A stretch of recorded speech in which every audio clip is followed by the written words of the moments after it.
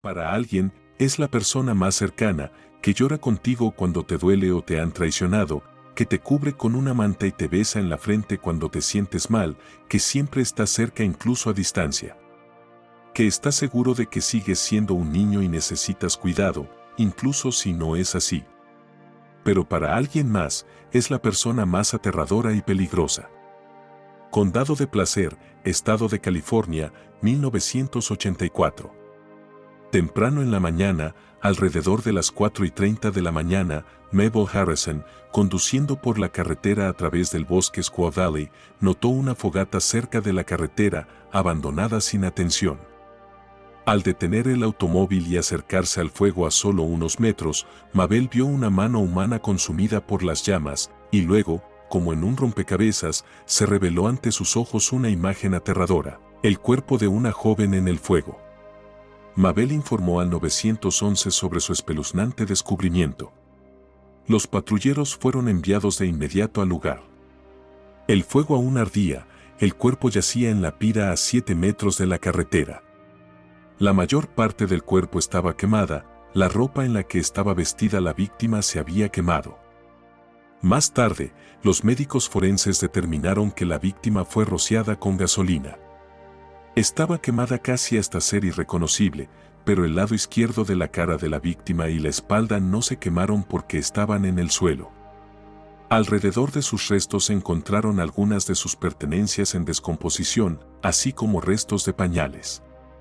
Este hecho hizo que la policía se preocupara de que su hijo hubiera desaparecido, posiblemente en peligro. Se encontraron restos de cinta adhesiva negra alrededor de las mejillas, alrededor de la boca y cerca de las muñecas.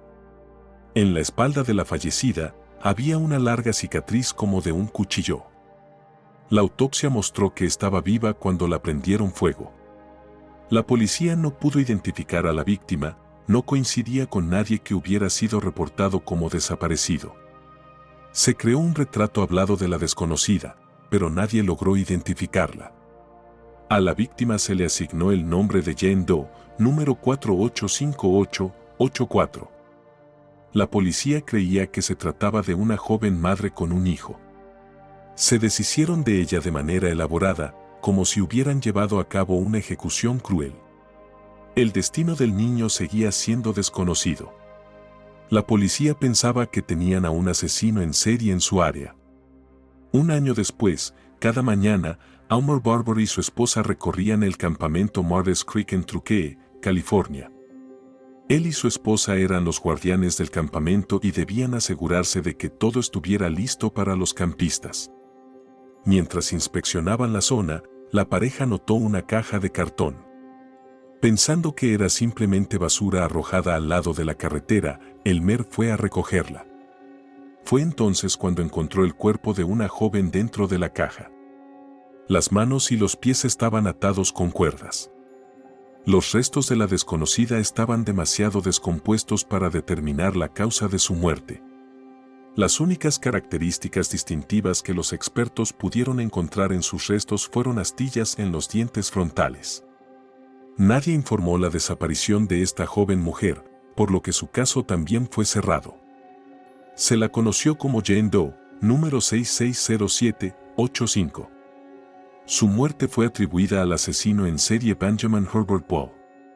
Sin embargo, las circunstancias del primer asesinato de Jane Doe seguían siendo un misterio. El mismo forense realizó la autopsia de Jane Doe, encontrada en el fuego, y Jane Doe de la caja. No estableció una conexión entre las víctimas. Pero la conexión estaba ahí, y esa conexión era de sangre. El 27 de octubre de 1993, 9 años después, en la oficina del alguacil del condado de Nevada, California, llamó Terry Nord, de 23 años. Le dijo al operador que había llamado a todas las autoridades locales.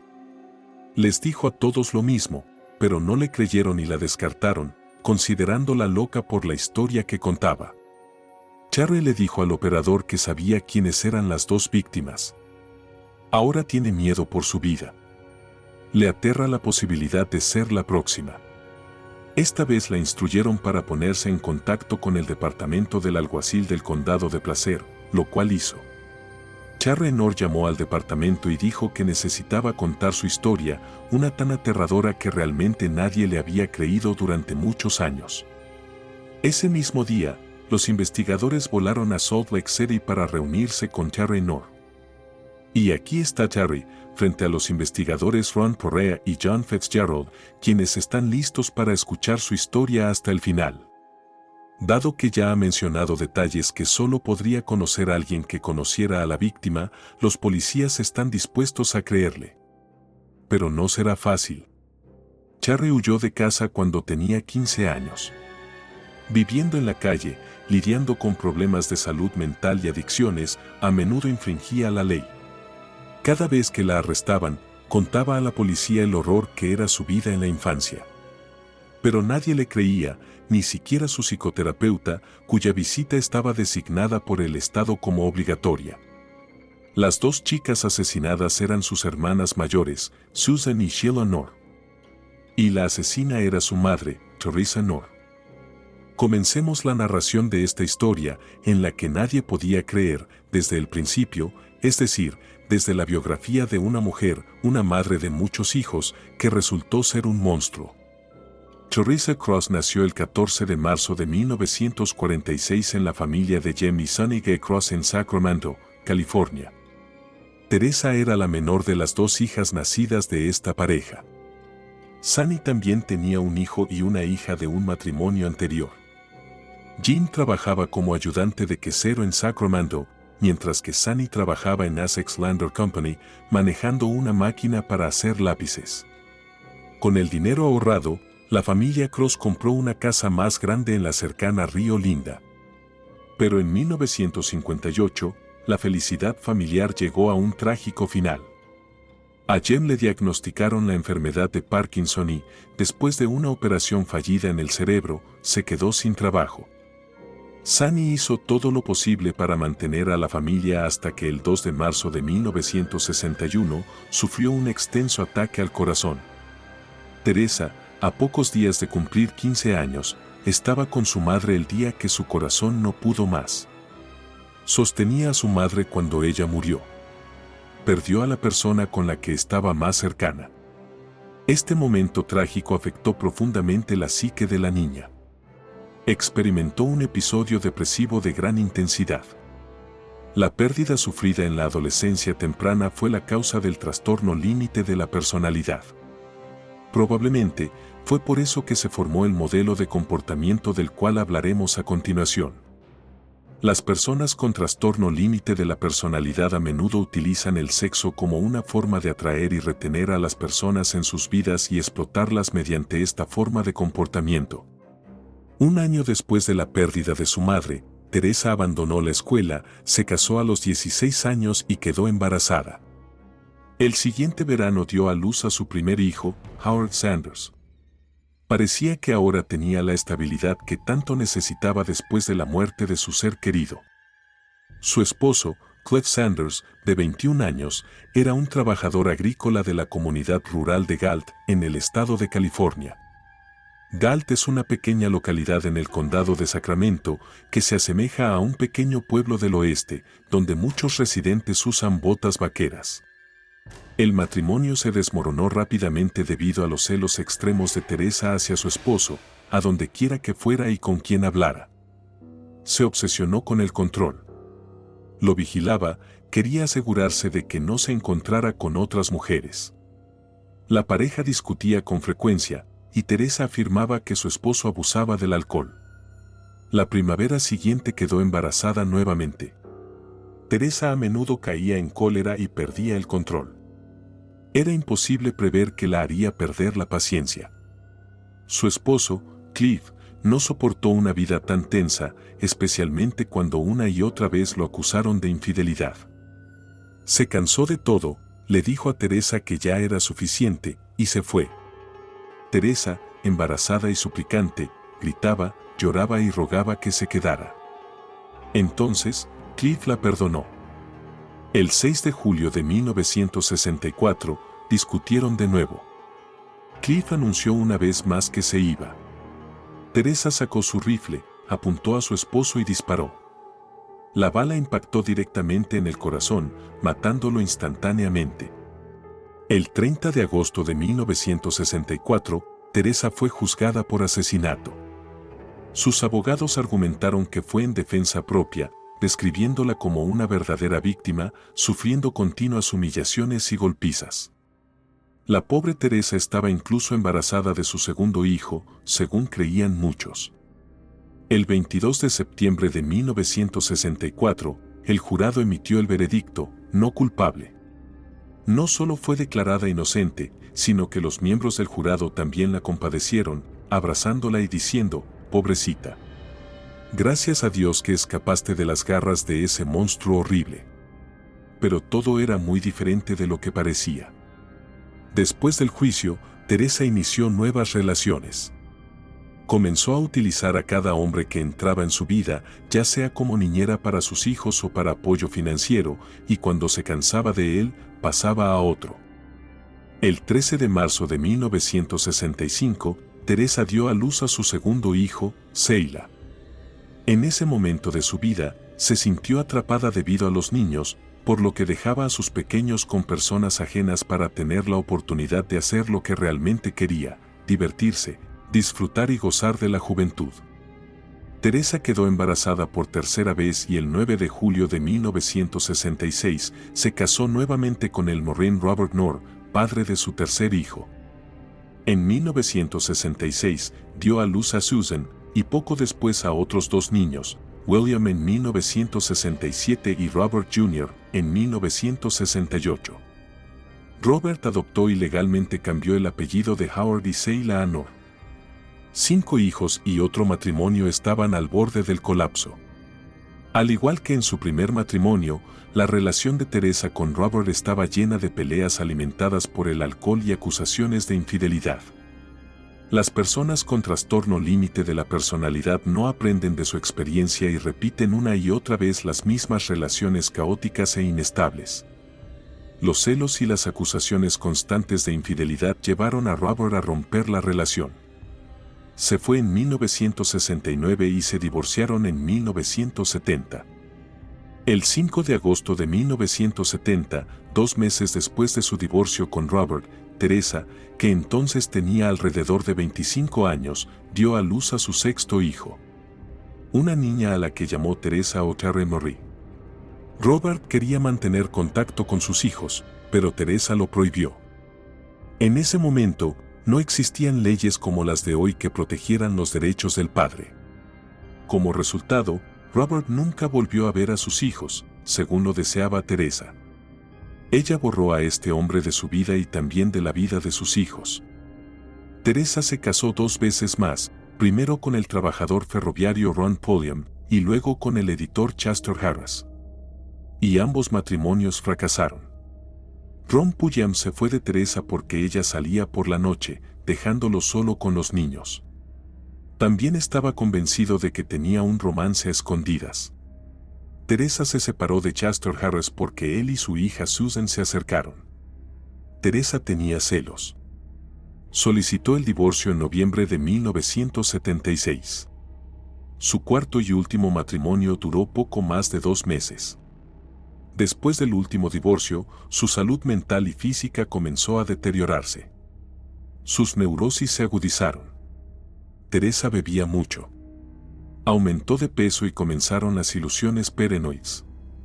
Sacó a los niños de la escuela, desconectó el teléfono de casa y no dejó que los niños salieran a la calle.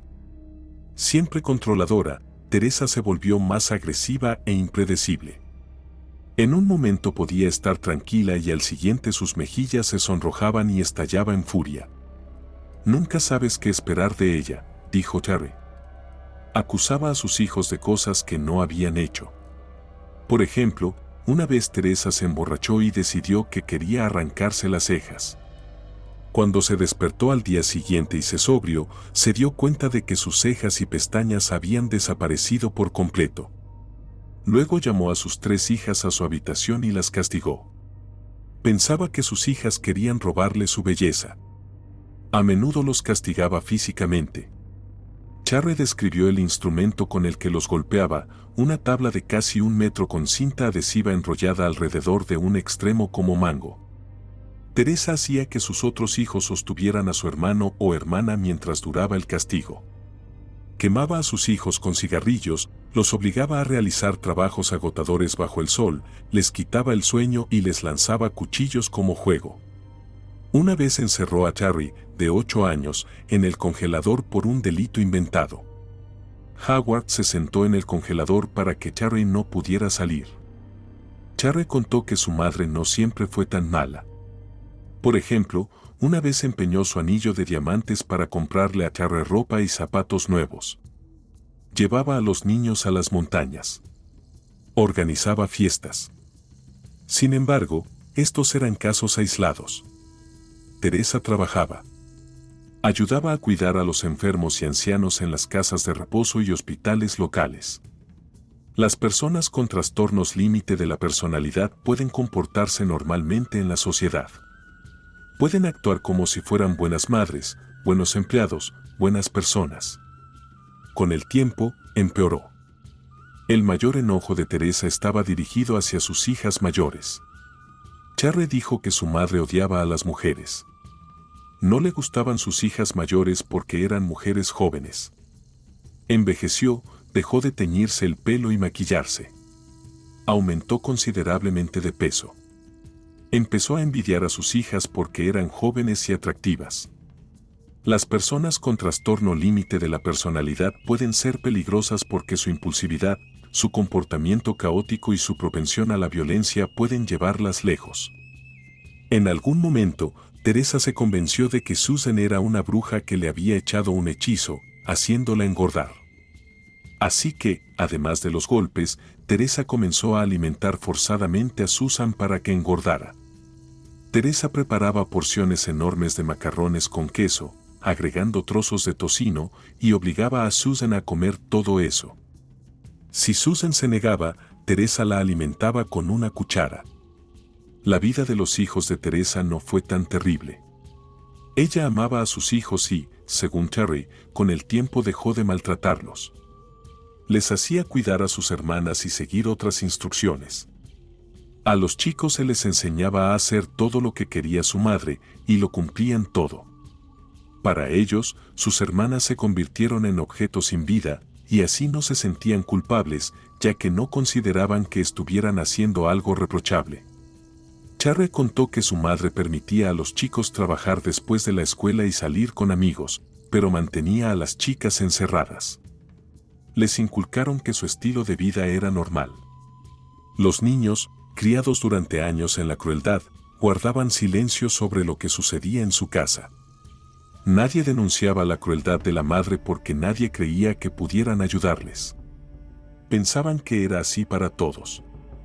El fuerte consumo de alcohol cada día aumentaba la locura de Teresa. A causa del exceso de alcohol, Teresa desarrolló un trastorno psicótico que la hacía tener constantes delirios sobre los eventos que sucedían a su alrededor. Terry contó que su madre quería más dinero y obligó a Susan y Sheila a prostituirse. A medida que Susan crecía, se daba cuenta de que lo que hacía su madre no era una crianza normal. Susan escapó de casa en varias ocasiones. En 1980, la policía de Sacramento detuvo a Susan, de 15 años, por sospechas de que se había escapado de casa y se dedicaba a la prostitución. Susan suplicaba a la policía que no la devolviera a casa y detallaba el abuso, pero su madre convenció a la policía de que su hija mentía constantemente. Los trabajadores sociales interrogaron a los otros niños, pero con su madre presente en la habitación, los niños intimidados apoyaron a su madre y negaron que alguna vez los hubiera golpeado. Teresa obligó a Charry a decir a los representantes de los servicios de protección infantil que en su familia no había violencia. Devolvieron a Susan bajo la custodia de su madre y Teresa consideró la acción de Susan como traición. La ató con esposas debajo de la mesa y le tapó la boca. Teresa continuó golpeándola y sometiéndola a alimentación forzada, mientras Robert y William participaban en la golpiza. Susan quedó como prisionera, protegida por sus hermanos, durante aproximadamente 2 años. Howard se fue de la casa de su madre y comenzó a vivir por separado, sin contar a nadie lo que sucedía en su infancia. En junio de 1983, Susan, de 17 años, se atrevió a responder bruscamente a su madre, lo que provocó que Teresa gritara descontroladamente. Luego, Teresa tomó una pistola calibre 22 y le disparó a Susan en el pecho. Sorprendentemente, la bala no afectó ningún órgano vital. En lugar de llamar a ayuda médica, Teresa obligó a llevar a Susan al baño y ponerla en la bañera. Allí, Teresa esposó a Susan al lavamanos. Teresa cuidó de Susan para que se recuperara. La súbita preocupación de Teresa por el bienestar de su hija reflejaba su inestabilidad. Teresa disparó a Susan y luego comenzó a salvarla, ya que no tenía la capacidad de prever y comprender las consecuencias de sus acciones. Terry decía: mi madre era tan francamente contradictoria. Jugaba el papel de madre, pero también jugaba el papel de torturadora. Nos castigaba y al día siguiente podía ser amable y cariñosa. A Terry se le ordenó ayudar en el cuidado de su hermana. Teresa mantuvo a Susan en el baño durante aproximadamente un mes, intentando curarla. Susan se recuperó y terminó debajo de la mesa nuevamente. Todos los días, Susan suplicaba a su madre que la dejara ir, prometiendo no contarle a nadie lo que sucedía. Finalmente, Teresa cedió, pero con una condición: Susan debía permitir que su madre sacara la bala de su cuerpo, que aún estaba adentro, para que no hubiera evidencia que Susan pudiera usar en su contra en el futuro. Susan estuvo de acuerdo. Era la única manera de escapar de esa locura. En julio de 1984, Teresa llevó a cabo una operación para eliminar las pruebas de su crueldad. Ordenó a Susan que bebiera una botella de whisky y tomara pastillas antipsicóticas. Susan perdió el conocimiento. Durante la operación, Terry estuvo al lado de su madre, actuando como asistente del cirujano. Teresa cortó la espalda de su hija y sacó la bala. Después de que la operación terminó, Teresa tiró la bala al inodoro. Susan se despertó con un dolor horrible. Teresa le dio ibuprofeno y antibióticos. La chica se volvió débil, sus ojos amarillearon y eventualmente llegó al punto en que no podía controlar la eliminación de desechos. Le pusieron pañales a Susan. Susan entró en delirio debido a la infección y el dolor, y pronto cayó en coma. Teresa insistía en que Susan solo estaba fingiendo y la dejó en el suelo de la cocina, aconsejando a los otros niños que ignoraran a la simuladora. Cuando el cuerpo de Susan se puso amarillo por la sepsis y la ictericia, Teresa afirmó que era evidencia de que Susan estaba poseída por un demonio. Y creía que la única forma de expulsar al demonio era el fuego. Teresa le ató las muñecas y le puso cinta adhesiva en la boca a Susan. Ordenó a sus hijos cargar a su hermana en el maletero del coche. La familia se dirigió en coche hacia las zonas montañosas del lago Tahoe. Susan todavía estaba viva, pero muy débil. Estaba inconsciente, pero aún respiraba. La colocaron junto a la carretera con todas sus pertenencias, incluyendo los pañales. Teresa ordenó a sus hijos rociar gasolina sobre todo, incluyendo a Susan.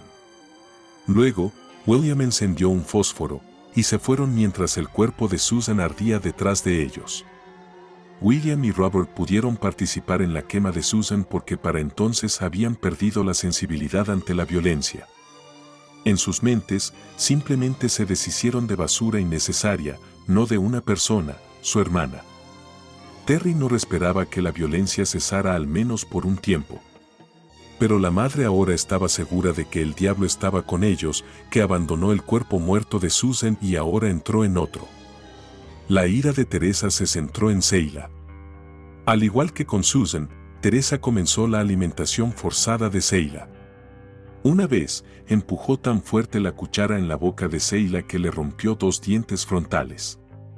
Teresa acusó a Seila de haber contraído una enfermedad venérea y de habérsela transmitido a través del asiento del inodoro. Como castigo, Seila ahora estaba debajo de la mesa. Se le prohibió a Seila usar el baño y el lavabo. Teresa continuó golpeando a Seila, exigiendo que confesara que infectó a su madre con una enfermedad venérea. William y Robert participaron en el castigo. En un ataque de ira, Teresa ató a su hija y la metió en un armario. A los niños se les ordenó estrictamente no abrir la puerta. Sheila estaba encerrada en un armario de tamaño diminuto. No tenía donde sentarse ni acostarse. Teresa la dejó allí durante varias semanas sin comida ni agua.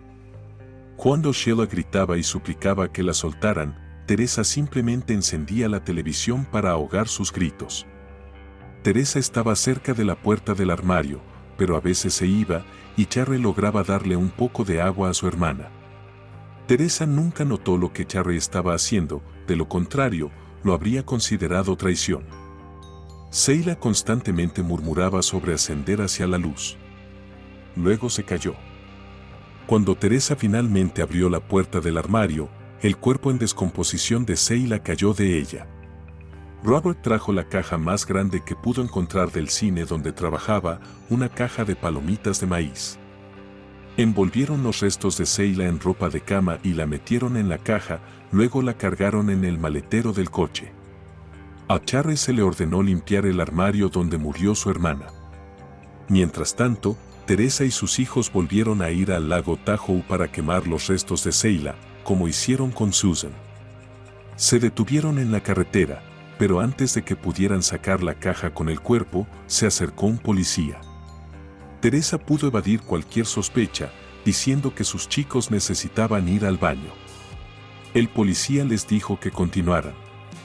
Teresa decidió cambiar la ruta, así que fueron al lago Martyrs Creek y arrojaron la caja con los restos de Sheila entre la maleza. El encuentro con el policía los asustó y no quemaron la caja por miedo a ser vistos. La policía no estableció ninguna conexión entre los dos asesinatos. Las identidades de las víctimas seguían siendo un misterio para ellos hasta que Charlie North se comunicó 9 años después. Después de la muerte de Sheila, Teresa se volvió aún más paranoica porque, en su mente, en ese armario quedaron pruebas relacionadas con la muerte de su hija. En relación con esto, básicamente le ordenó a Charlie que entrara en ese lugar con líquido inflamable y luego lo prendiera fuego. La familia se mudó a un motel. Terry, que tenía 15 años en ese momento, temía convertirse en la próxima víctima de su madre. Recordaba: todavía me pongo pálida al recordar la frialdad en la voz de mamá. Una noche, cuando entré a desearle buenas noches, mi madre, con los ojos entreabiertos, se sentó en una silla profunda en la sala de estar y con un gesto me invitó a acercarme. En un entumecimiento borracho, Teresa huyó a su hija temblorosa pero resistente. Terry contó: tenía 2 pistolas. Esa noche sacó una vieja pistola vaquera con empuñadura de hueso. Apuntándome con la pistola, dijo: disparé una vez y podré hacerlo de nuevo. Pronto, Charlie huyó. Hizo lo que tenía que hacer para sobrevivir. Sabía que de lo contrario podría haber sido la próxima víctima, y probablemente así hubiera sido. Amigos ofrecieron a Charlie un refugio seguro.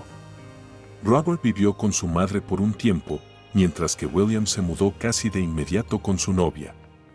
Los recuerdos de Charlie dejaron atónitos a los policías. Ni siquiera podían imaginar el nivel de crueldad que ella describía. Sin embargo, los detalles que proporcionó coincidían demasiado exactamente con los lugares del crimen como para no creerle.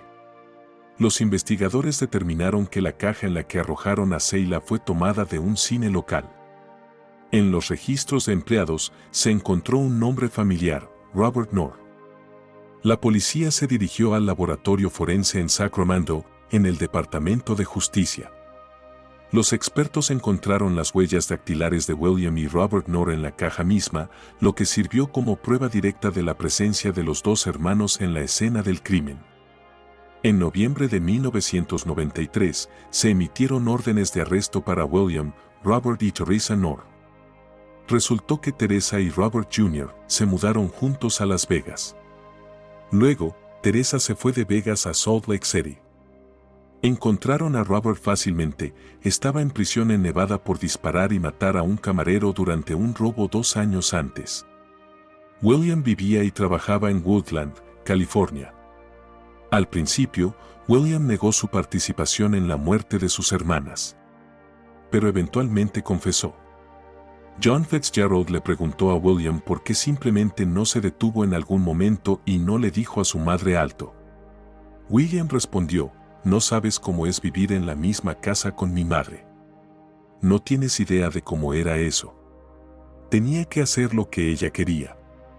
La policía se hizo esta pregunta constantemente durante la investigación, ¿por qué ninguno de los niños informó de esto? Todos los niños repetían una y otra vez, no conoces a nuestra madre, no se le puede contradecir. En su infancia, estaban seguros de que tales castigos y actitudes se aplicaban a todos los niños por igual. Y que Teresa, como pensaban en su infancia, era una madre normal, aunque la temían horriblemente. Se presentaron cargos de asesinato contra William y Robert Knorr por las muertes de sus hermanas Susan y Seila.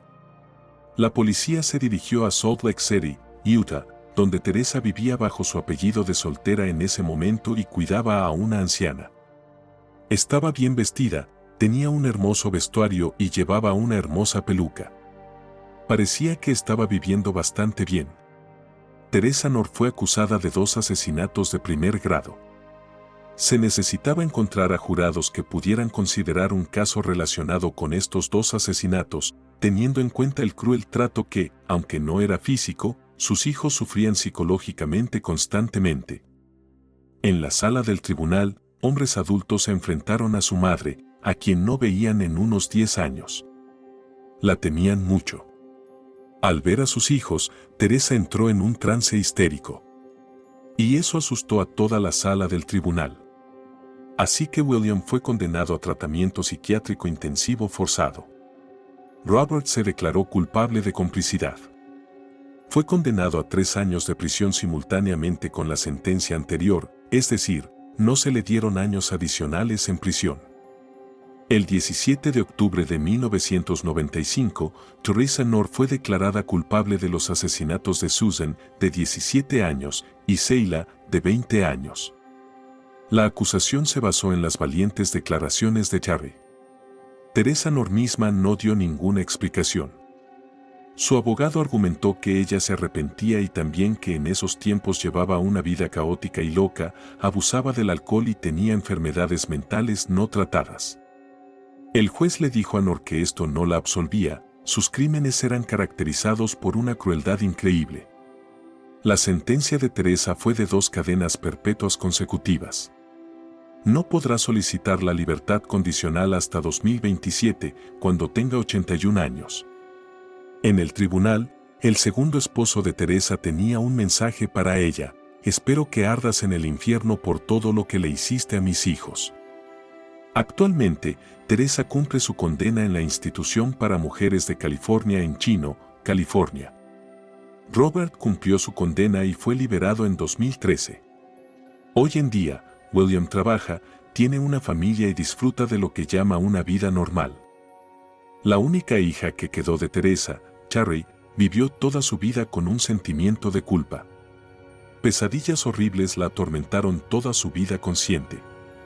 Ella decía, solo quiero que mis hermanas sepan que no tengo nada que ver con esto, y las amaba.